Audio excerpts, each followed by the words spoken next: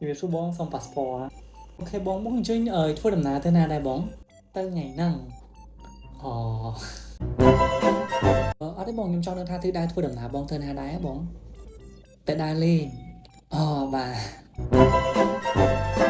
អញ្ជើញស្រីបងមាន fly ត្រឡប់មកវិញអត់បងមានអត់បងខ្ញុំសុំមើលតិចបានអត់បងអត់តន់បានទិញអូបាទបងអញ្ជើញស្រីបង fly បងខ្ញុំឆែកទៅឃើញហោះនៅថ្ងៃស្អែកទេបង